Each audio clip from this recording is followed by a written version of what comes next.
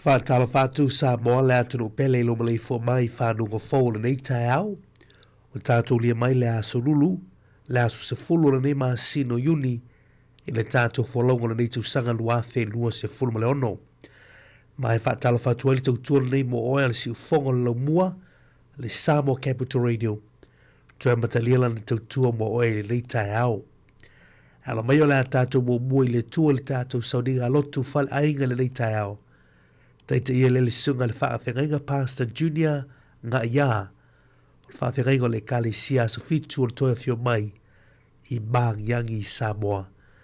Ia o le amo mua atu le viinga o le tua ma le Sounds of Victory. Mātango fia le lofa o le tua. Ia ona soa toi lea ma le tātou saudi ngā lotu i le leitai au. Usima ia le whaafafonga.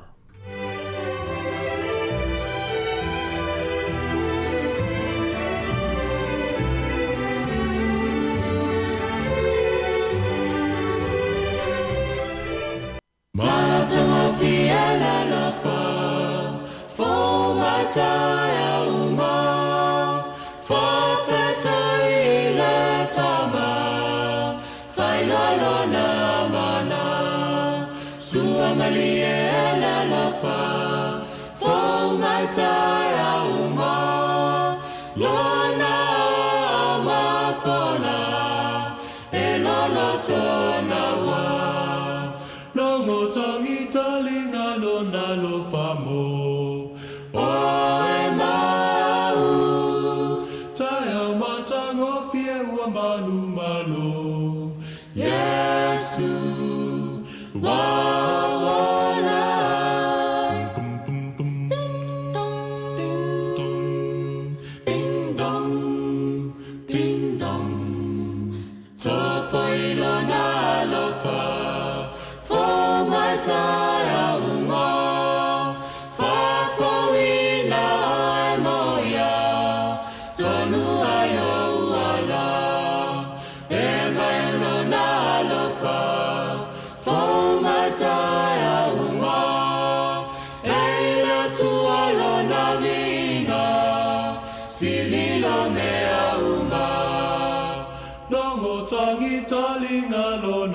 famo o e mau taia matango fie ua manu malo Yesu wawala ding dong ding dong ding dong ding dong ua sio mia siona arala na lo fa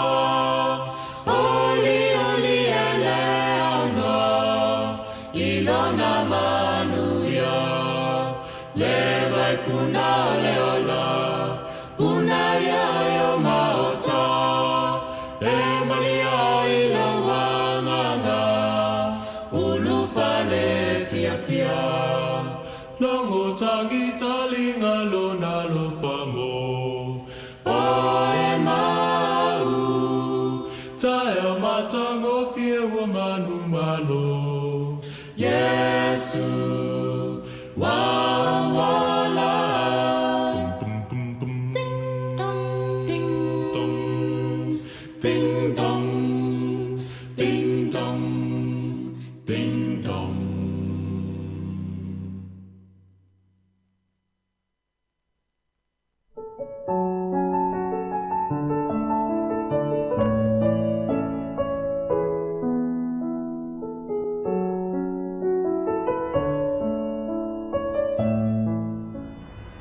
Polo fatu mo fatalo fatu ni ko yesko mulai ko mai so tatu ainga mai se wo bapaanga ma lolo so kumia la solo tolu ni va yaso ti fai ma mangaluenga tatu manai o ni tai au te tia mai e ku so isaia pasful aron foi ko to sumartas or mau masan pa penei awe fatan kali ya yova e toe whawhowina ai lo latou manos.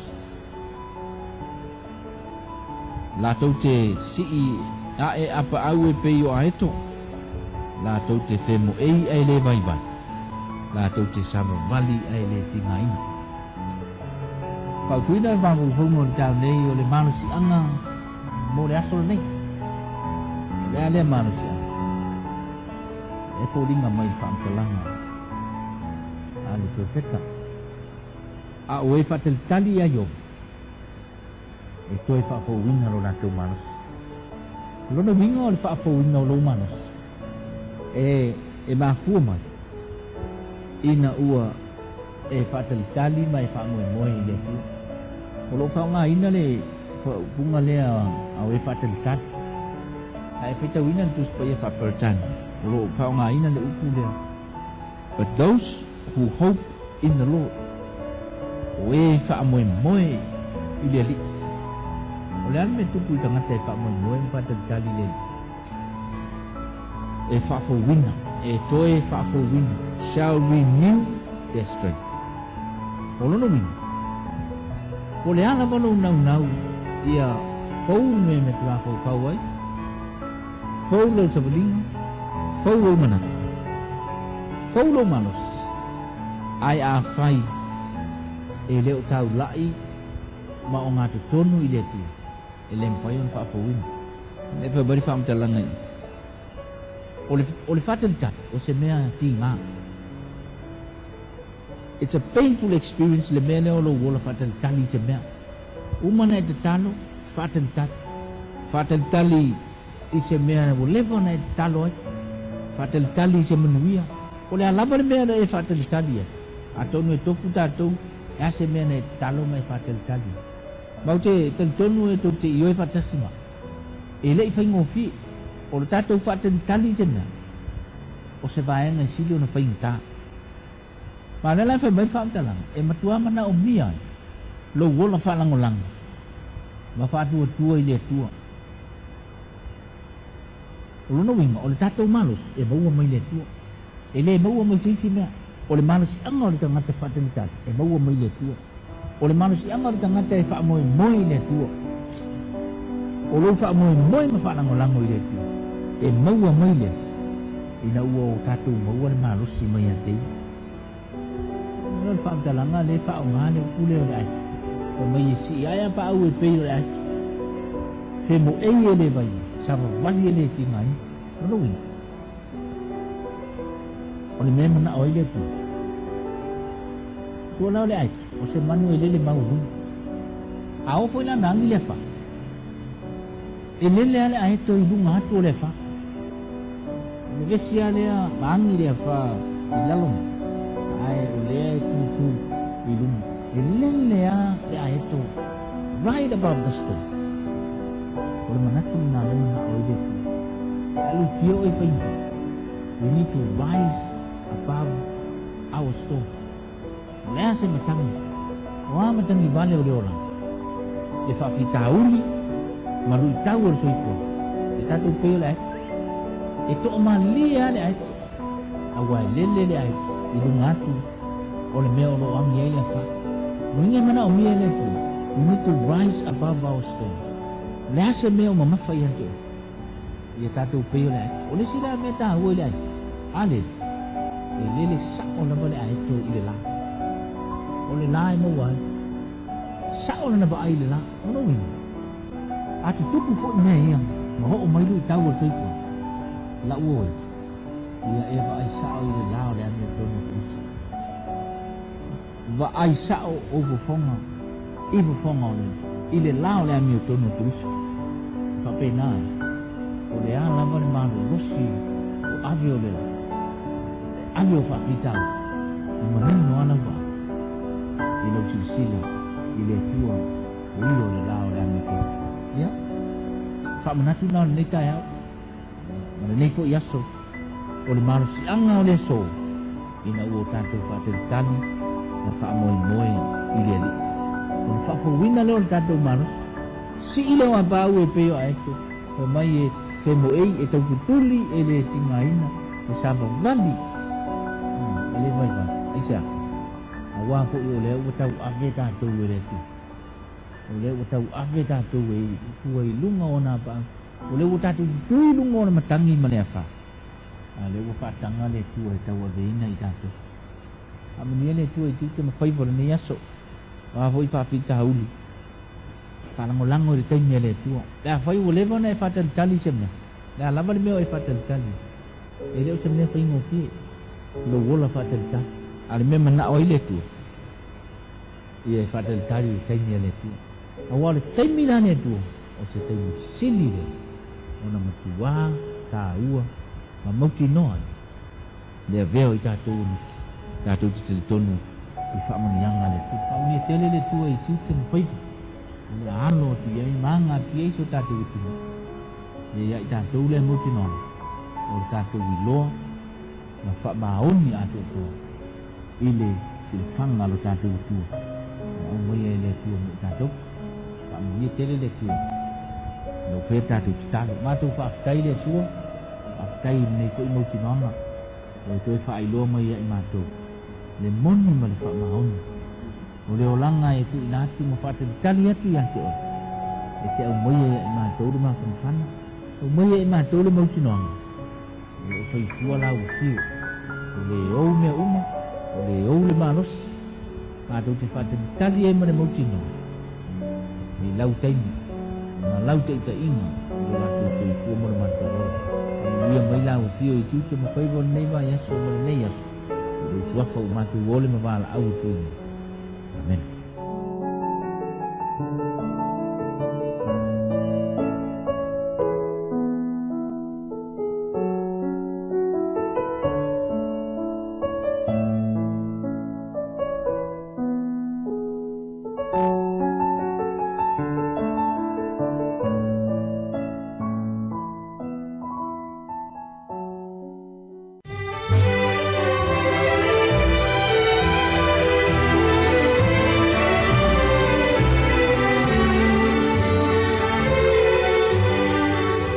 Via le tua le tai au Sāmoa le atunu pele. O le nā ua whaafonga le tātou tunu i le tātou sauni ngā lotu whale ainga. Na vea le wana le tua le sunga le whaafenga Pastor Junior ngā ia. O le kalisia so fitu le toia fio mai i Māngiangi i Sāmoa. Mo le atu le ngā whaafetai i le wana le tua. Ia ono le tātou sauni ngā lotu le nei tai au. Pāta ngō whiri the au. Le o tō matau ina ai le whaafonga lo tātou tunu. Ia tau ia se whatu e pa ui se lei tupu maola i e siau ngā mole sui fōwhale nganga o lo tātou watunu. Te talo pēr i e le whaunga le tua e lau sunga le whaafengainga, whalatua no whalo, mai sen ngā luenga le lai tua to vine, whamanuia tele le tua.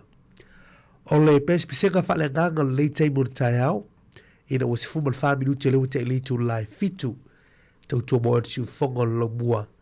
Mai kolisi whaafaifi au, al Assembly of God i te fua i sewa i Sāmoa. Ia leala langi ina i le sauninga o le whamratu ino nono sun whātou sanga o le malo tuto tasio Sāmoa i le leitau sanga luafe lua se fulmanono. Ia usi mai lau whaafonga, ia o nisio pespisenga whaale angaru, mai lelu muenga, ia il fua Amerika, awhali tio lai featured Paul Climber ato taia. Good morning. Talo falava malo si fumuruia i lo tātou tunu.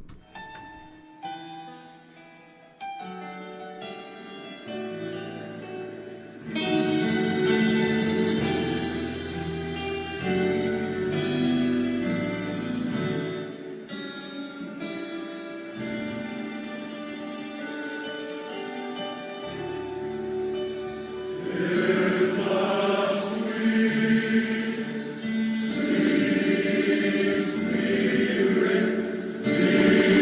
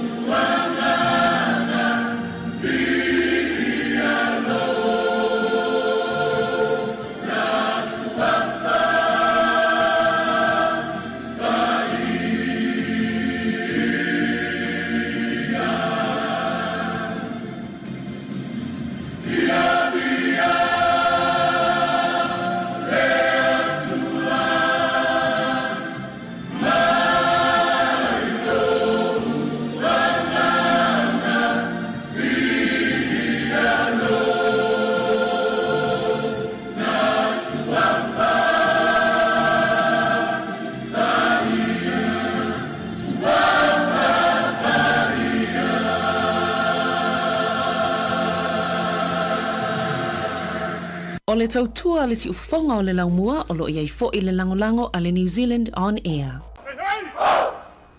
O lau talamon, a leo si talapia, pa fonga.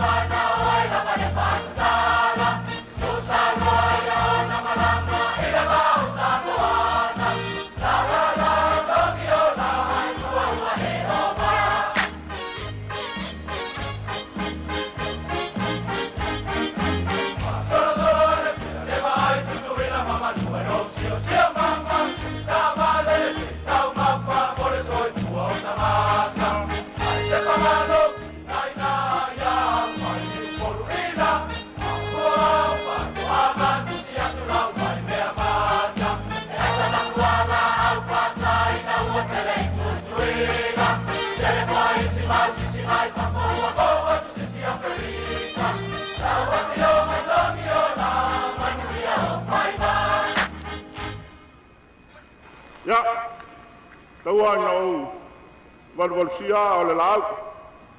Nau ni nai fautuang. Ma naia siau atunu. Le matou vavai, ma le mai moa le matou au malang. Ai silia ia Sāmoa sifo. Pa fonga.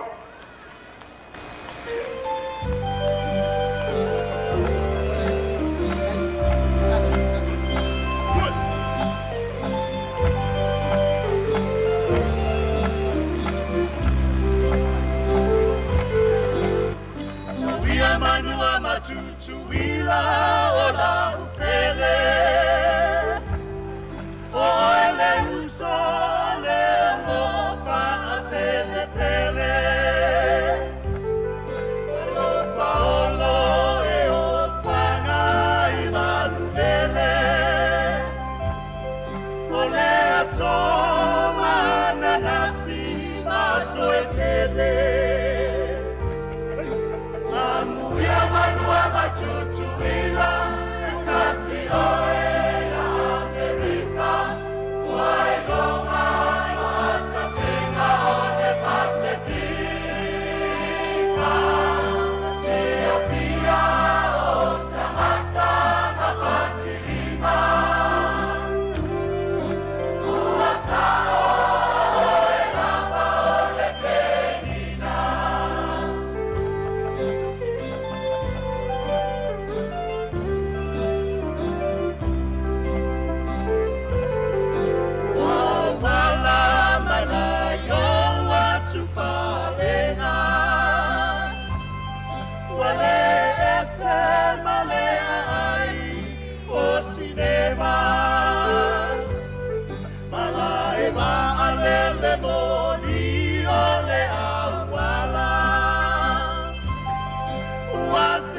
Pasene ole motua fiafiana Papa la nuna papa One o matapanga Wamae atakena o matahana Eino se mai manu ile nanana Time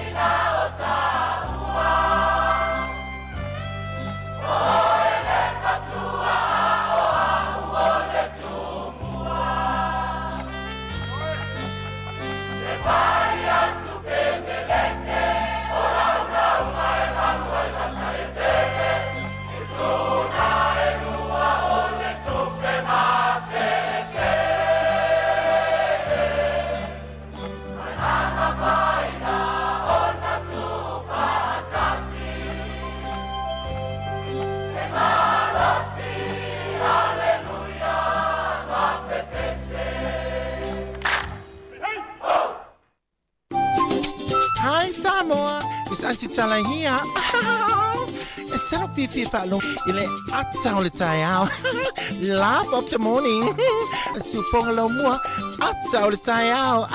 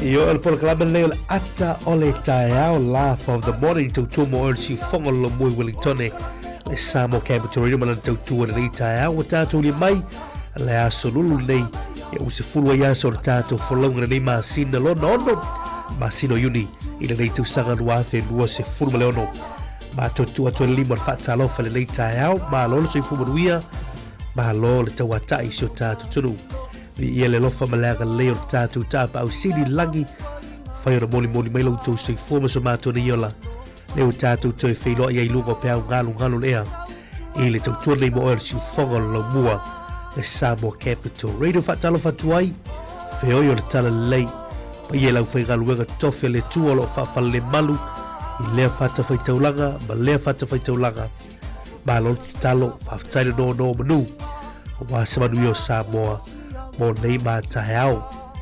Le whakaroina le whatalofa leo tātu tu azi na sina ta māmatila ma tutua tā poi me mota malawa ni nei taheau.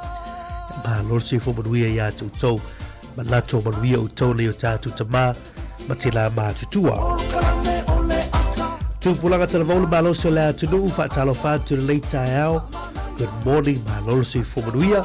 Atalofa tu tātu pa anga i lunga o le tātu tasi ono tesi maratasi wha mo tātou frequency la mui Wellingtone nei. Ia le whakaroina o ele mafuta mai lunga o le tātou Facebook, lunga o le tātou YouTube, lunga o le tātou pega te whailangi ni na www.samoacapitalradio.co.nz. Fia lawa se tafo ke lope o lo whaina mau mai ai au se tā lia, e maro telo Amerika, Afrika i Saute, Israelu, Dubai o Fea, se vai golo sa ili malo e o tātou tangata, ka mātou te whaatalo whātu nei tāiau, i lea nganga whānualu. Ia lo mai o le tātou polo kalamene o le ato le tāiau, laugh of the morning, se teimu mamua le whaafonga le talo le tau, talo le tai, suingo le tupe, Avano whamrea ngā sui fōma so whanau.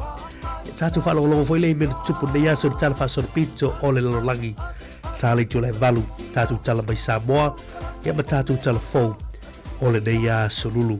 Tau tūma orisi u whonga lomua I Wellington. Ia, good morning, manuia le aso ni tātou tunu, le halau sui whiau ma ngā luenga, nei whanau ia onga, ia e hata atou ia leo malolo mai ngā luenga le pōna pō, ia manuia malolongo nei teimo ni tai au. Whawhiwhianga mo oe Sāmoa, tala tōni tātou tautua mo oe, ia e le nei tai au, o le alofa o le atua, o tātou mafutai le nei tai au. Good morning, talo whabolo kalama nei o ata o le tai au.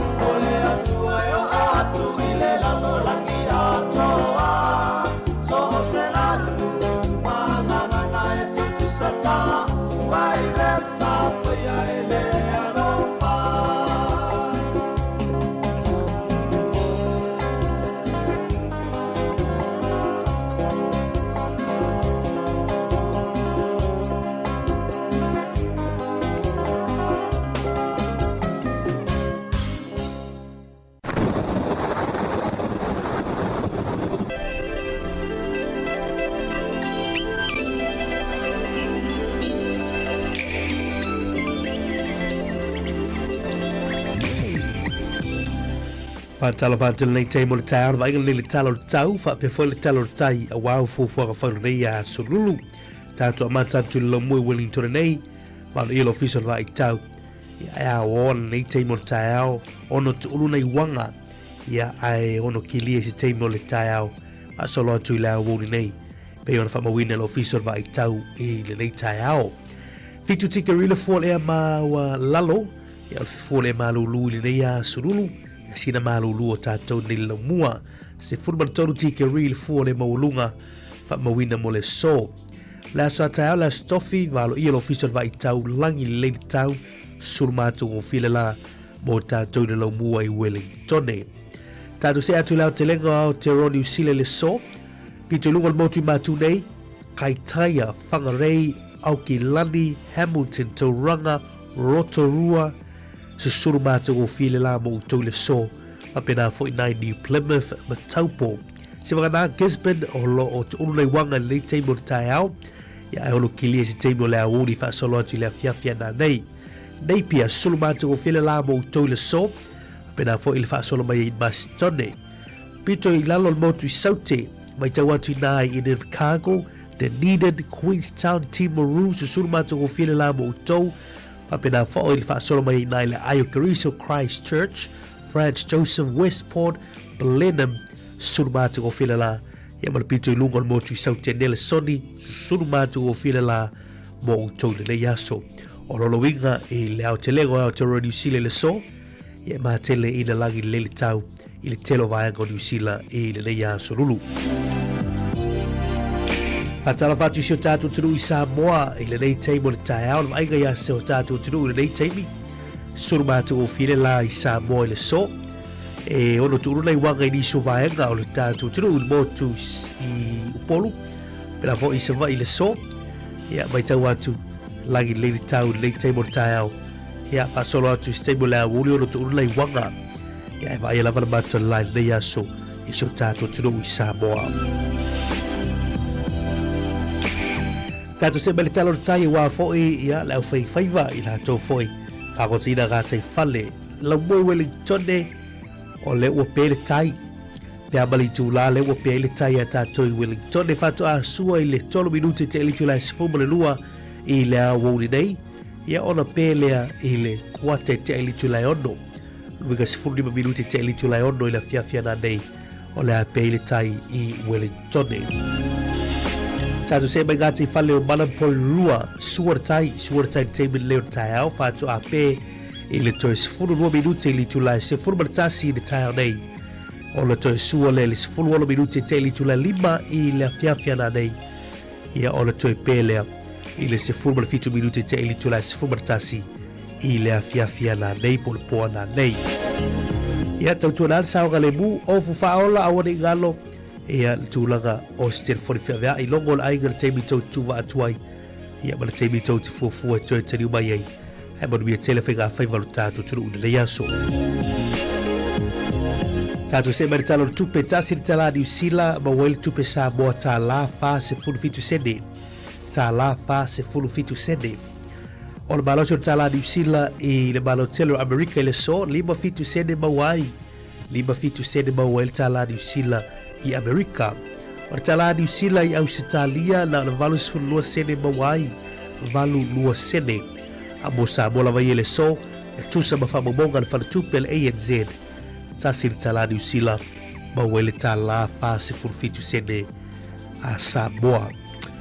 O tuanga maasani a siasi penisi o unanga peona yei le Click X, ma le mai cash ala Digicel, ia manisi o unanga manea la to reita wala fo ino tau seleni. Ia ma lo le whaiva, tautua nei o tātou ainga o nuu mawhio anga a meso e kāle sia I Sāmoa pe a wala au mai. Manuia la fwina o tau seleni le aso ia o tau manuia nā.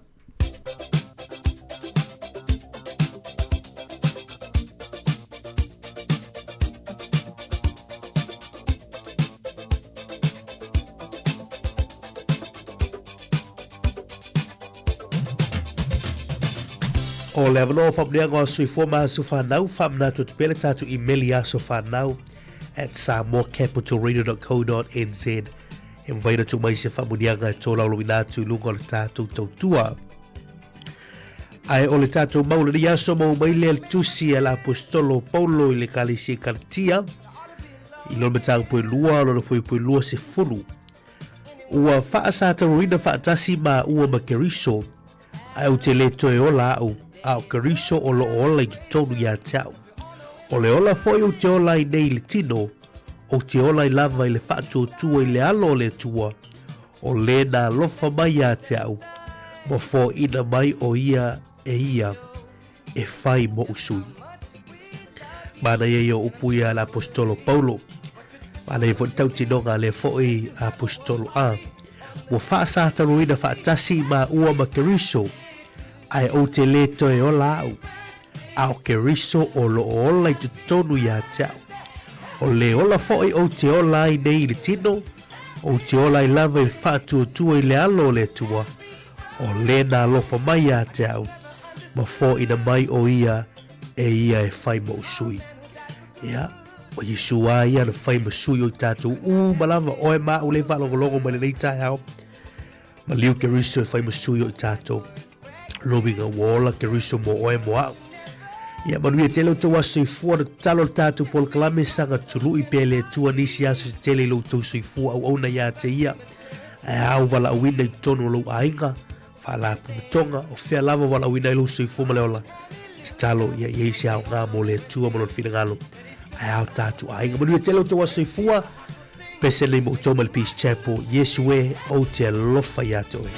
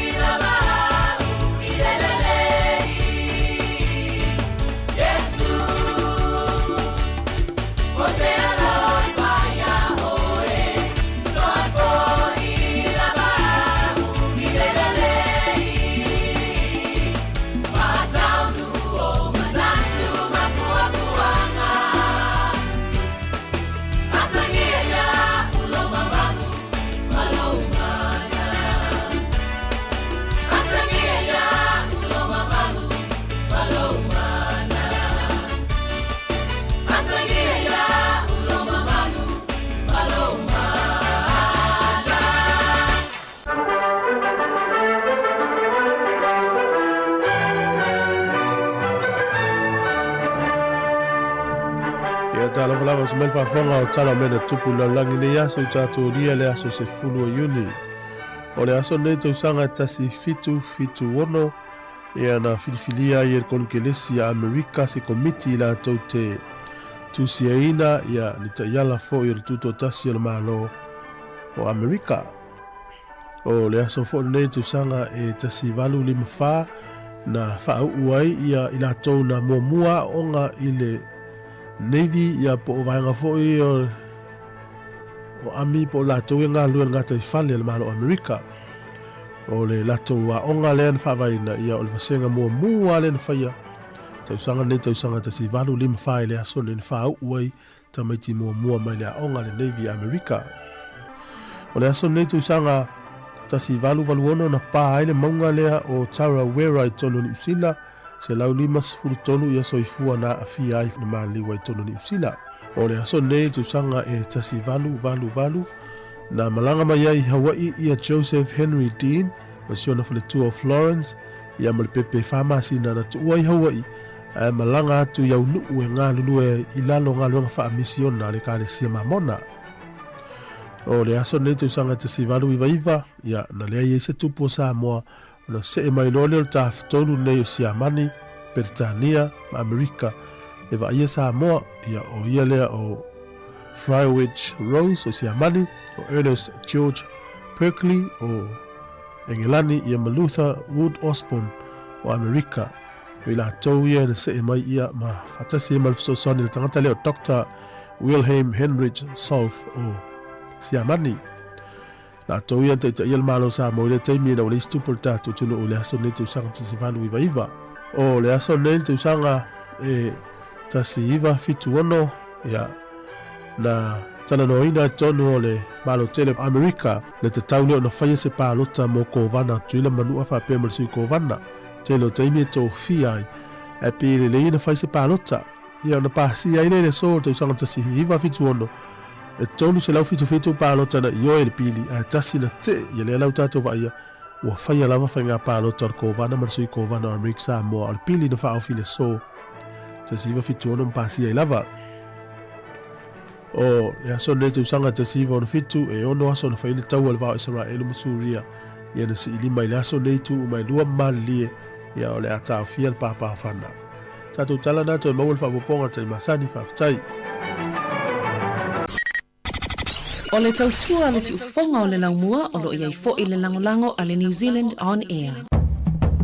Valu minuto tone o le tala uritu live. Valu le uta pena mai tātou tala mai Sāmoa ia tātou tala fo a mata o le nei fo i a sululu.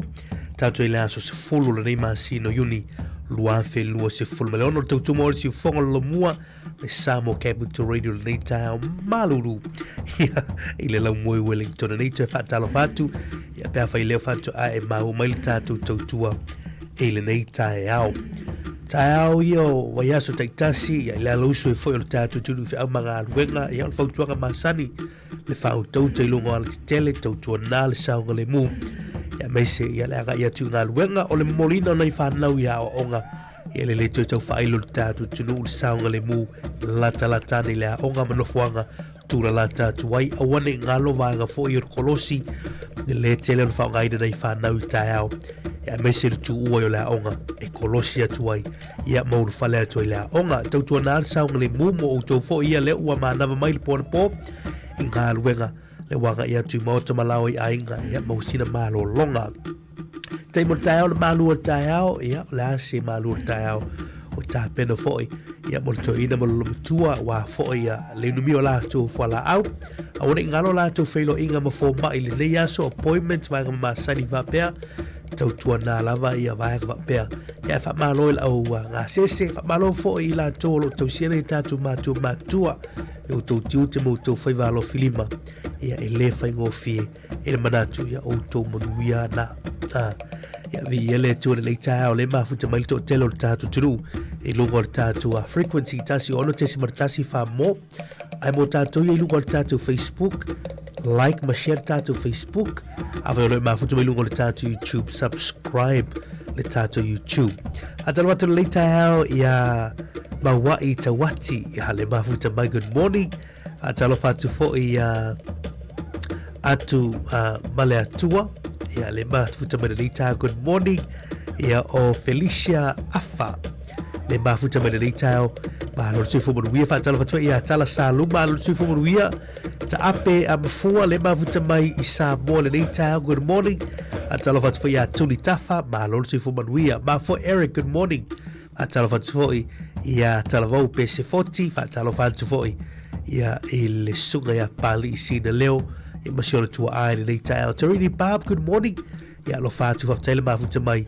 ile tatu tua fa tala fatwa sunga ia Filippo Numia le mafuta mai lungo le YouTube good morning fa tala fatu foi ia senga le sulu pepi le apeni le mafuta mai fa malulu atu fa le ono tu suafa ia fa tail fa mafuta mai le tatu tua a vea o tomu fa mdianga le taiao ia la tatu tala me fa solo nisho tatu fa fianga alo mano malo se fo muia good morning after le mafuta mai fa na Jerome Gray e son manil si fongol toina ana na Jerome Gray ia i whawhiwhianga fo ole sisinga fōra nei tūsanga ia man whawhiwhianga nei ole o langa o Sāmoa leo te whaminute o tale o litu laiva o langa o Sāmoa te manei a te le lava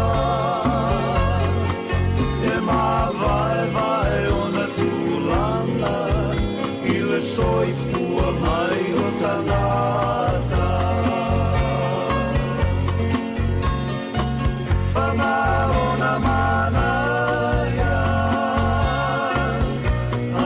Sele mamalu o ia mau e ai loa o nava mamatau tau tua nama o fau tuanga umaia e mo hello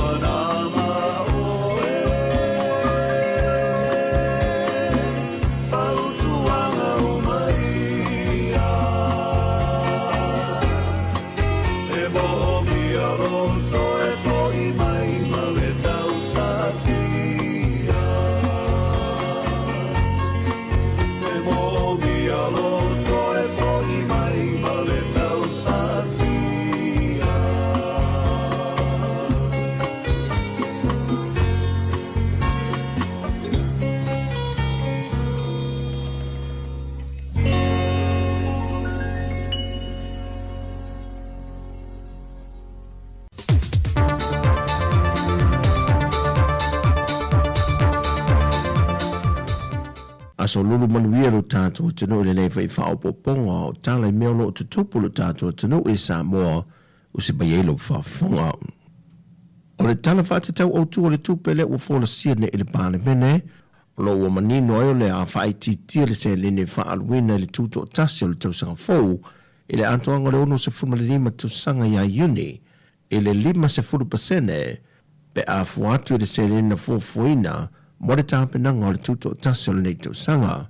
O le tausanga fōu ua whaata oto e le pakete 2.5 miliona tā la, ai o le tausanga nei na whaaruina ai le 5 miliona tā la. E lua se la wafe tā la ua whaata oto e fōfua tāpenai le te wilo le nei tausanga, pe a aulia le masino se tema. O le vai aso nei ua awa e sa mo le whaamana tuino le tāua o le tausia le leo o ngā Samuel Lorangi. E whaarielu na sao matonga whainga le malo Sāmoa e le tausia le lei o na ngātai whale e ala e le 30% o nisio vaenga o ngā Samuel le atunuu wa umana fausia ai e poloketi e o atu se lau pasene pui pui ai. O le whaamoe na whaelofo e le sui o wafo lawa le atunuu le Prestenia Leota Dona Ioane, le tāua telo me totia sa whaonga ai ne tua a fō lau le tunu i telo tausanga umawai. E ala ele whaonga ai no whetu, o lao waai fōla wai, o i tui ngā waa ese e le whaonga ai na ai ni swa upo ni afi. Sa le ise whisiringia ele saonga le mua maru pui pui ai o le siusio manga, po ngā tai whale ma o ngā Samuel le tunu umal Pasifika. Ma o iei tu ai ngā tomai, o loo tau mawhaina i a whaaso atu i au ngā tupulanga lalo vau o loo whaiae, ina i o lātu wao o ina ma tau siepea, ma le whaalangulangwai nisi to tele i au wala whaona po nei. Wao ongam po kalam whaalau i loa alisesio manga ma puna o whaale nā tura mō ngā tai whale, wa o atu i a whio anga se lau walu sa whamale limo le atu no. Male whaamoe moe, i a maru pui pui a leisi se furu tau sanga o na manai, a hena amata mai le nei por kalame, e le tausanga umawai lua whelua se fulmane 5. O le whanaunanga au tua nei whaala potpitonga, e na ia pui pui o tātou o ngā sami, ia lava pēr le tau mawhea le lia, e whaalango lango i aile te minei, maunga tupulanga i reanga i atu le lumanai. O le vaiaso nei na matatula i ei nisi e to tolu, o lo molia i le mata opo i eilo lātou so tanga, e le fasio tia le o le taitai o le kengi a le coconut cartel le Vietnam, le ua tau fia nei ali e to tolu o James Fred ato ai maleli i ana kita.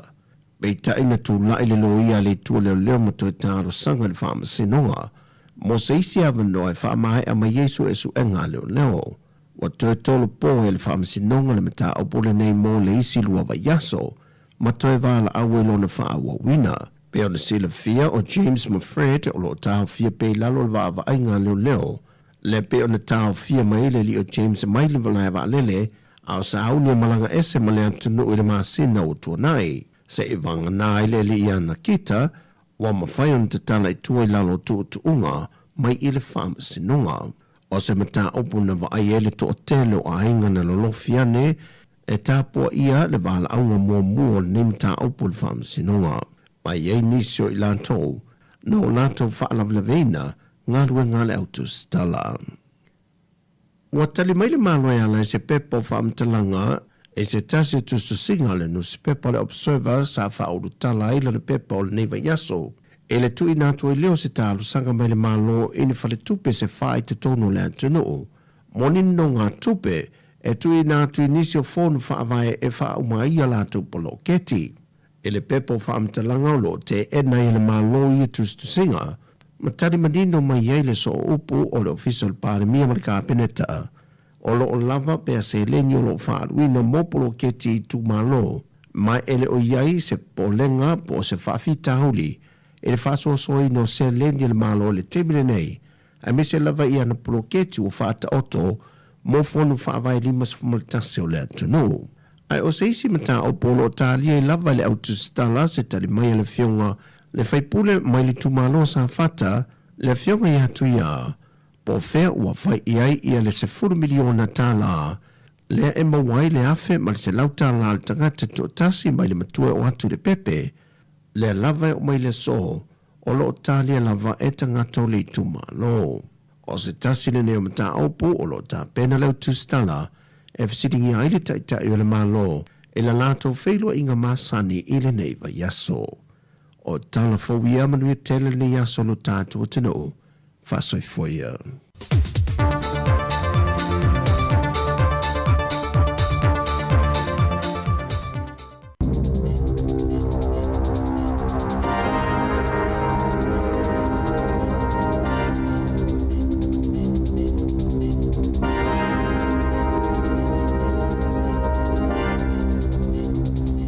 Tala flawa al whapoponga mua tala fau mai li si ufonga le lau mua mo le ni tau se fulo ioni lua whilua ono.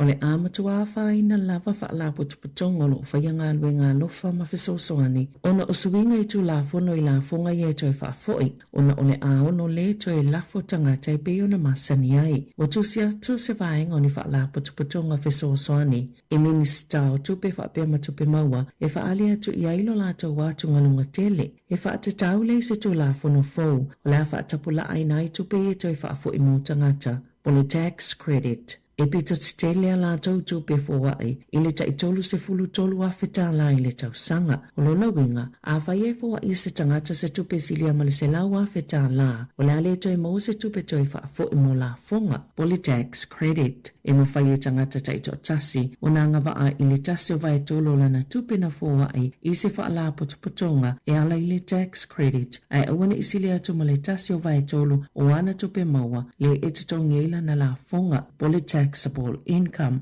o le tapula ale ua whailoa le mālo. O le a whiaitanga taito tolu se lau 5 i e fōa i a lātou tupe i whaala putuputonga whesosoani pe a mata whaamamalu i a aperila i le tausanga fōu. O mai ona whailo le whaala putuputonga o tangata i fie fōa i o lātou tamau ainga mataimi mo whaala putuputonga whesosoani e whaapea o le a le toi tele ni a lātou tupe o le a fōa i.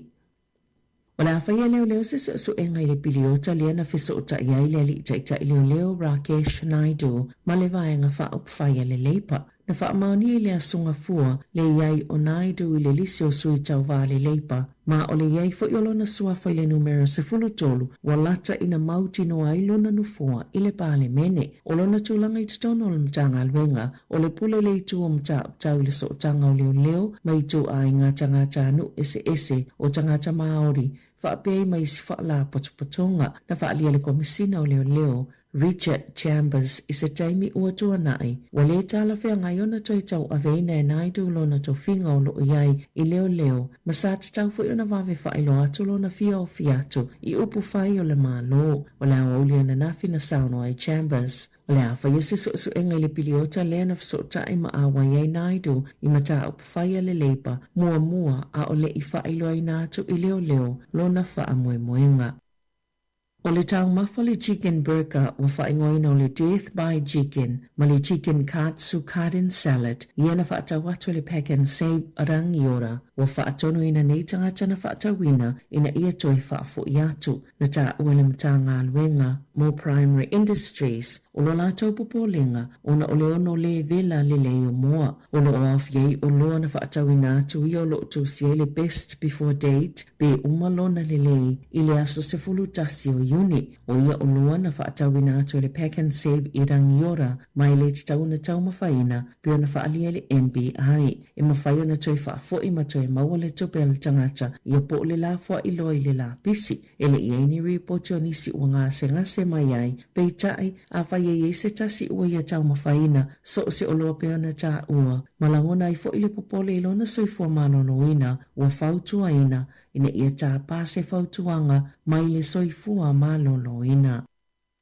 Ua whaatonu ina le whale toleni o le City Fitness ina ia tutongi le tasi tesi ma le tasi 2 miliona tā la o se whaasalanga ina ua ioi sao lātou whaasese ina tangata i winga i tau e avea i lātou ni tangata i whaawaupiona whaonga ina le au aunanga le City Fitness po membership fees. Na whaalia le komisia mata i tuwina, po mulmul ta ia whainga ia mana ia te tau tangata whaatau le Commerce Commission. Na whaasalalawina le City Fitness, se tau pita tau ngō fie, e ono tā la iwa sene le vai aso. Ma whaapopo le tolu pasene, o le totongi o le au nanga. Peta ai na whaamalo sia tangata e totongi le atau, ma whaalia ia le komisi, na whaatou sinato le City Fitness tangata fau, e whaonga ina la lato au nanga, e ala le whaalau lo se tau, e le o iai. Na whaalia le suita i taifono le komisi, Anne Callinan, e tau whaasese le tau o le au nanga po le transaction fee, ma sa whaia o se ngaio i ngai si iti ai le polo fiti le company. Peto sama le se lau luas fulo le maafe tangata na tutongina le atau, ma mawai le tasi tesi maleono miliona ta la, se polo fiti whaapopo ale kamupani, e valu maulianga na iyo i ai le City Fitness, e lalo le tola fono whaatawa inga ta la whea ngai. O toi suia le malo lana fuafuanga e whaatupe le no fuanga fu, e au mai pe te wai le LNG, o le kesi wha le nātura ua whaaliu suawa ina, e ala istongi whaapopopo le levi, a ua whaatulanga ni sala tupe e tetele atu mo kampani e le tise, ina ia whaamalo si e bele lava le sapalai, o ia malo si anga, ua iyo e fo ile malo e whaawau, ona fausia le no fuanga i te wina ai le LNG, mo ua amata le matanga luenga o pisinisi, whaafatunga o mai e fo mga luenga po le MB, ona whiutanga i matanga talau tele, e winga i tulafono fo mo company e le tise, ina ia iai ala tau fuafuanga whaaleo leo mo tau sanga, e le la vaile vai e mawaile e le tise, na whaalauloa le minister malo si anga Simeon Brown, nei suwinga, i sana saunoanga i le Auckland Business Chamber, i le tae au le asalua, na Sāmoa Brown, na talo sanga i le MB, ma le NIFCO, po le National Infrastructure Funding and Financing Company. Ne inga lulu e au ili ilingo le awala, e tutongi ele nei no fuanga, e au fili tala noa makamupani te tele, e ngau sia ma whaatawina atu le ele tise, mo se awala tala whiangai, e whaatupe ai. E tasi le tūlanga i mawhaiona mauti noa e tangata New Zealand, e le whaatupe ina le nei fuafuanga, e ala isi tutongi whaapopo e pe o se levi po o se lafonga, i pili e le tise, o le matafa yoi mo le tausia pea o le ola mo li mo le sapalai o le tise, e pa utonu lava i le vaenga o le tise, ma o le mata upu whaavai lea, o lo o ta i ala ina i ala tau whai unga, mo le whaatupenga o ia vaenga, pe ona sauno ai le minister. Ua whaalia le company o le Tiger Brokers o le usta ia o tulafono o se whaavai autu masani lava lea le company ma o mafua le whaamatalanga ina ua whaasalaina ili silia ma le selau miliona tā la e le komisi o le tulafono mo le puipui ngā saina na whaalia le company i pitu te lei New Zealand e whaonga e whai eife whaatawa inga ilunga le interneti o le ātutongi na lava lea whaasalanga pe ona whaia le komisi a saina e whaasanga ila lato pisinisi o loo i saina e tusai ma se whaamatala i le Radio New Zealand a le whaatonu sili o le Tiger Brokers New Zealand o Vincent Chang. E le imamao atu nei talo na whaamamafa i saina ana tu la fono e whaieni tapula a mo tangata o lo no foi saina mai le la fonga o ni tupe. E silia ma le 50 afetala Amerika i le tausanga a nga i atu no o i fafo e ui e le au fie i whainga whaapisinisi mai le tapula wa whaatulanga ina mo tangata ta i totasi o le Tiger Brokers New Zealand o se vaenga al whaala putuputonga o kompania umia e le Up Fintech a le Nasdaq. Ia tunu i fafo, o whaalia le Presidente o le United States Donald Trump na whala ilalo e Iran se helikopa le militeli ma e tataua na tali atu i ai Amerika o le lua i leo helikopa le militeli a Amerika o whaafoina e na vaenga au o whaamaunia e Washington e le whana ina ilalo e Iran e le taua isa sa e tō tonu. O le asa valo aperila na whai se malilia ngai tau fi le taua ai o le toi whana ina ilalo le helikopa ma le ono tali atu i ai o le United States wa atangia mai le whaapopo atu o lea fo i tau whaamatao i le malilia ngolo o tau fi le taua mo se taimi le tō mau. Ona e le o whaingo fie whaatala noanga ai tu e lua i awalai whaamuta i le taua. O le helikopa le ana whana ina ilalo i whaapea sa lea i lungane o le vainu o le Strait of Hormuz o lo o wia eva asua o e le se tasi o le auwaa na whainai. I ta'alonga, na manumalo le au kilikiti e tama i ta New Zealand le White Ferns e lana ta'alonga muli o tāpenanga mo le ipo la langi o le G20 po o le lua se fulu ova. Na manu malo ni sila ia Afrika i saute, mana ilonga ili ta alo le tamaita i kapiteni o Emilia Kerr. E se lau walu tolu ai o Afrika i saute, ma pe 5 na tuli New Zealand. Toe lua whaatea mo New Zealand na totoe, ai maua loa ma ai. E ono tasi ai o le White Friends na taina le kapiteni, mai whaatea e tolu se fololua. O le ta alonga mumua New Zealand le ipo lanlangi, e ta aloi ma West Indies i Southampton, i le tae au o le asasa. Tala whawia mai le si ufonga le lau mua mo le nei vaenga o le tae au.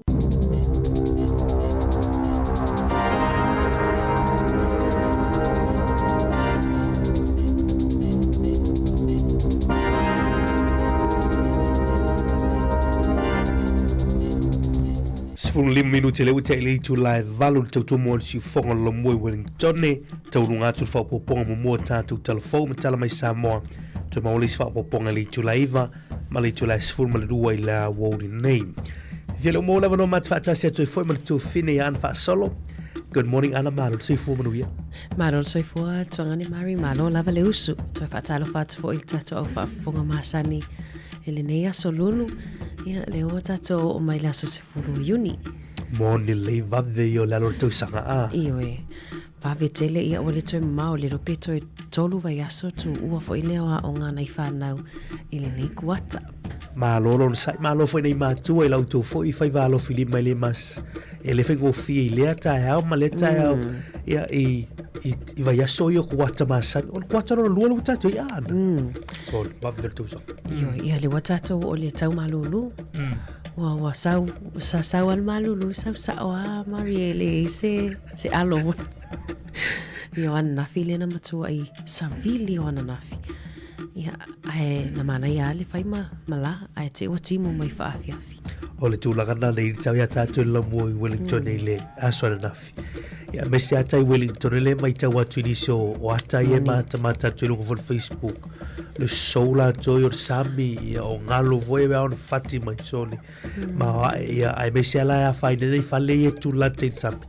Ia o tātou ia mahaloa ron sai o lofu mawhanawhana atu e ngāso wa penei ana. Moni le lei fai le ofu e mawhanawhana ia au nei tātou mātua mai Sāmoa. Mari befa peo le olo i nei lava fai malanga mai ia o le te loele o whaatamala fo i leo vaenga i ele vaenga fo i o nei tātou mātua mātutua nei taimi. O le mea moni ana na o i warehouse i tasi o po a.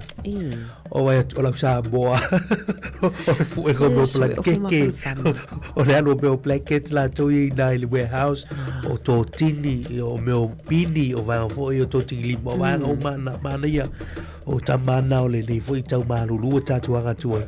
Ia ai sa o tala voi lele ana ile to nga taimi va pe nei vai tau le a wala fa ile fia. A wala fa ile fia wai. E ma iai ta feliz tu lol fa vortato tu te ala io villa tu ile pule. Wala me foi no usau ngalu ngal le yaso. O tale fo e mafulun me moni le sa ole le mari e fo fuanga ia e fo por kala me lo fanga solo a onga le so ole asole o le sole fa ile boxing competition ia po le tauwanga pese fo ile vao o fai pese a ile tele na tauwai o fai pese a onga ile tele na ia le fo o te lo le o tele na ave ia so malolo anisio matua e anga ia toi taile Michael Fowler le fai le tauwanga le aso e amata session 1 le tu lai sfutasi matua umana nei le iwa so o le tauwanga le mo le tatu fala witi we primary school tamaitile le college mai lava le vasenga fitu anga le vasenga sfutolu tele lope a waini tamaitile primary school a le tele a o ngalo te vai atu wai kolisi ko a mise kolisi e ala to intermediate le tu fatas ele le anga ia toa ia nisio o matua fo e lango ia le fa moe nei fa na nei aso moni le o la se fa tuanga o e tu finewa o e fo e tale di pesi e o lo si fonga fo e telena i tato la ubo sao le tauwanga o la se fa tuanga mo nei fa na fo le fangu vai o vai ti polo vai ti polo a vele lo le fo ile fai fa i tu lo throaties le a fa no matutu e vai peo e vai fa no i fo tuanga Celine Dion e tatu te tata le ta hao il mana ia to nga tauwanga ia Ia o le sfautuanga mana ia. Au e te fefe. La e uma tua ma ainga o te lango oe ma. Ma tua pese, have fun. Ma fia wa mantua. E na oele te pese, re tau te pese wa atasi martau. Au fai pese por tau wha ili por tau kwaia. Ia. Mor fia ma. Pese ma tua pese ro te. Iyo e, o le mana ia fo iyo, awea ia nei matua matutua pe fia e vai tai. Ia e whaatau la tickets, Mario wa pe tolus full fitu ta la le tau le ticket. A o sessions la nei tai au le 5 ta la le pe paul falen fel whaatau i tai le Michael Fowler. Ia ia tuai tapu ai fo ia wau o isi whaatunga lo te whai atu ai o pese Sāmoa le whaitau wanga. Ini pese fo ile o lo umalu ia. Le e whakasa ia nai fo lo whai fo ile tau wanga ile aso. Manu ia tele tau whaiva manu ia fo ile tapu inga nei mātua nei aso. Malo mana ia nei fufuanga ia ma por kala mena ia aonga. Ia mo nei whanau ia nei foi teimi o le tausanga la tau ia. Whatotonga tatu por kala mena tau nei le tu fine ana il whatanoanga lea la e whatanoi nei se tasi fo i o whalitua. Ia mai le Swiss ia po le social workers in school. Il aforitu la iwa ana ma nei foi le whailo tatu tunu isio fufuanga wa. Foi le whatanoanga le aforifa. Iyo e pe to lua ia malo le anga I mai wal fatala noanga le o le faltua ia sarona fale tutulu malona swata le faiona au ai mai wal fatala noanga fala wilo fo ila la to au nanga ia ile community ia maonga in mawala le avanoe fa fonga ile itu la afaleiva anga ile itu la se fulu fala wilo ala tonga luenga social workers in schools ia po la to if so soani fo e ilangolango pe so soani tamaiti ma la to ainge mo ni maftia mana ia afala o tula iva le tane fa fonga tatu fata nonga na li tula se fulu por clame up fayo malo ma ta no te mele fionga ia la wano ati lao inisi fo yo vaanga o tula me le temi ile tula ngol por kiki ia mu fayo malo tula sumatasi fa fonga por clame molio leva ia matato telefoni tula se fulu lua ia ma fa fianga si filo se pa ili tula lua I le awo nei ia onisi na o tatu por clame le ua fo mai ia I nei fo ia solulu like love ma share tatu Facebook subscribe tatu YouTube ia mai mafuta mai bel tatu tu nei ia tai awana malo faftai panga solo ia baile ipti e fa vela ne la ipti koko polo ipti kofe ia mama Marilyn fa ma policy le solulu lo te ama ole male o policy fa on microwave wa vai ile meto tia foi le sa ia to foto policy fa ma na yo to ngata mala ie ma na ile tai o policy o sina falao voi ma le brown bread